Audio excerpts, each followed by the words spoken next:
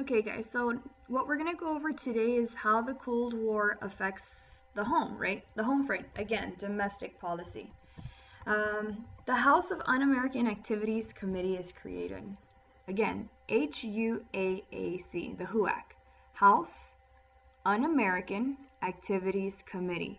So just by reading that title, House of Un-American, you are not American activities. So it's going to be anything that is going to make you look or make you seem like a communist, right? So we're going to have the second Red Scare here. The fear of communism strikes again. The Loyalty Review Board is created, and basically this investigates anybody who is accused of being un-American, right? If you have any ideas of being communist, then you would be presented in front of the Loyalty Review Board. Now, accusations were made against individuals without them knowing, right? Kind of like rumors. Oh, I hear so-and-so, they agree with communism, or he said this. So they bring it to the board, and then the board is going to call them out and interview them. The HUAC is created, again, House of Un-American Activities Committee.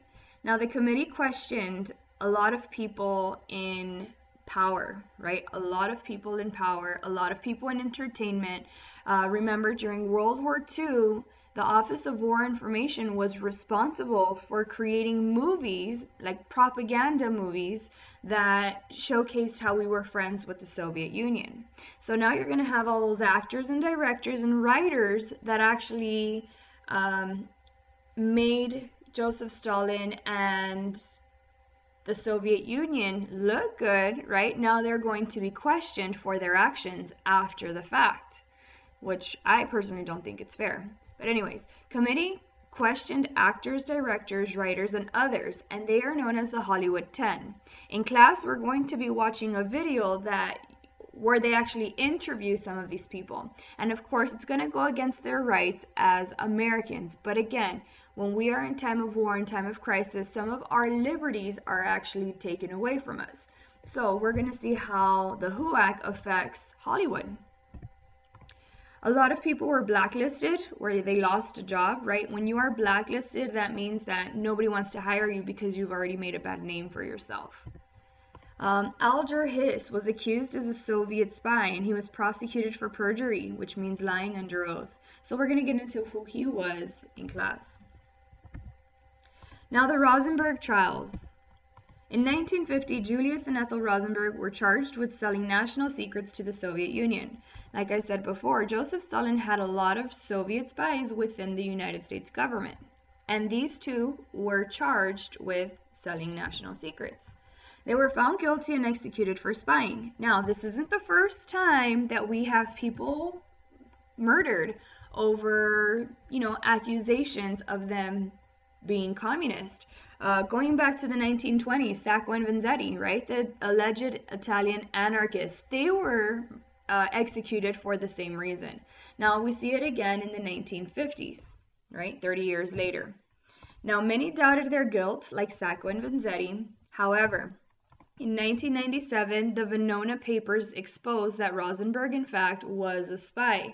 Now, in 1997, this is going to be 6 years after the fall of the Soviet Union. So it's not until then, right, now that we're friends with the Soviet Union or with Russia, that they're going to, give us a heads up like, oh yeah, that person was a spy.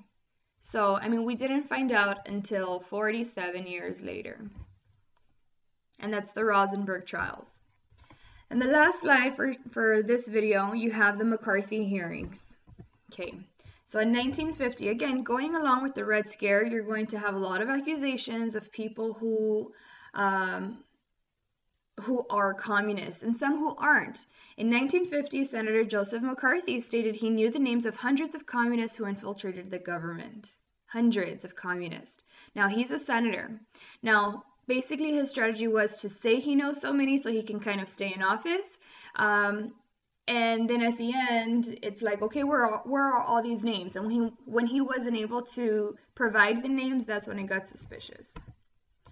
The fear of communism was instilled, and accusations were given without any proof, right? This is going to be known as McCarthyism.